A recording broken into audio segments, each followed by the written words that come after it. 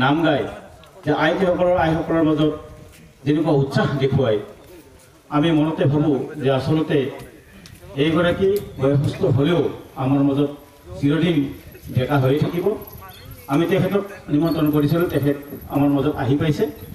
এই হিচাপতে মই তেখেতক এখন ফুলাম গামোচাৰে সম্বৰ্ধনা জনাবলৈ দিব বিচাৰিছোঁ। সম্বৰ্ধনা জনাব আমাৰ চুবুৰীৰে উদীয়মান যুৱক মই আহ্বান জনাইছোঁ।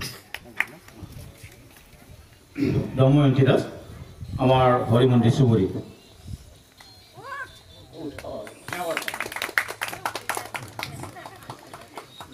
আমি আইগৰাকীক ধন্যবাদ জ্ঞাপন কৰিছোঁ। আৰু ইয়াৰ পিছত আমাৰ মাজত আহি এইমাত্ৰ উপস্থিত হ'লহি এখেত সামাজিকভাৱে যথেষ্ট ধৰণে সমাজত লাগি আজিও তেখেতে উদীয়মান যুৱকৰ দৰে কাম কৰি আহিছে, নিষ্ঠাৰে কাম কৰি আহিছে।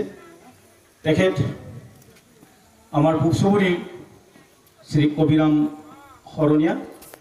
তেখেত আচলতে আমি কেতিয়াও পাহৰিব নোৱাৰোঁ।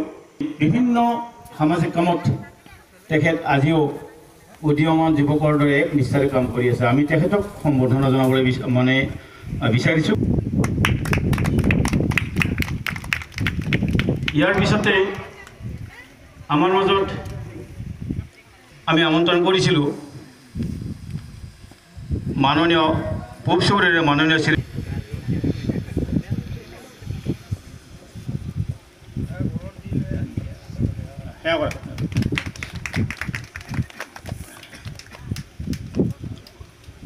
ইয়াৰ পিছত বহুত ঘাত প্ৰতিঘাতৰ মাজেৰে হ'লেও আমাৰ বিভিন্ন অনুষ্ঠানত থাকি আইসকলক সহজতে সেইগৰাকী হ'ল আমাৰ পূব চুবুৰীৰে জিৰাবলা দাস। আমি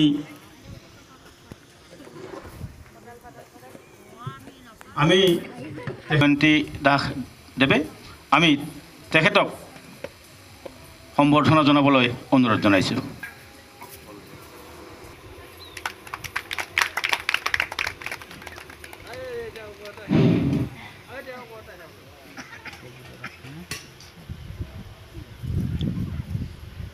আমি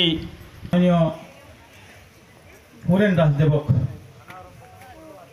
আজিৰ এই প্ৰীতি ভোজনত উপলক্ষে দুআষাৰ লগতে এফাকি গীত দিবলৈ অনুৰোধ জনাইছোঁ।